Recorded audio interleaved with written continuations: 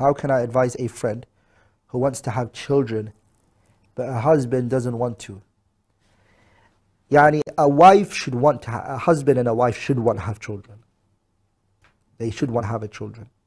As the Prophet ﷺ mentioned in a hadith, تزوجوا الودود الولود فإني مكاثر بكم الأمم يوم القيامة. Marry the woman who's very loving. There are women who are very loving.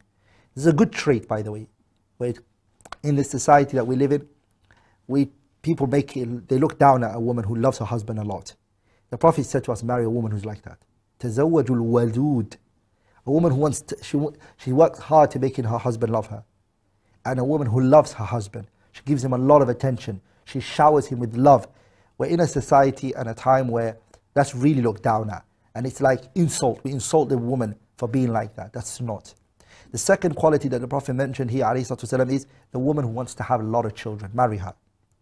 So, also, the Prophet mentioned in the last portion of the hadith, فَإِنِّي مُكَاثِرٌ بِكُمُ الْأُمَمُ يَوْمَ الْقِيَامَةِ.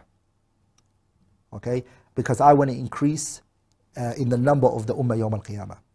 So a husband, as soon as he gets married to his wife, should try to work to have children. Because wallahi, brothers and sisters, what brings you close to this person and brings you closer to the individual is to have children. So try to have children, inshallah ta'ala, and don't deprive your wife from it. Because her asking to have children with you is a sign that she loves you. She wants to have children for you. Okay? So don't take that away from her and saying, look, I want to also have children for you. So I want to have children with you. So bring that for her now.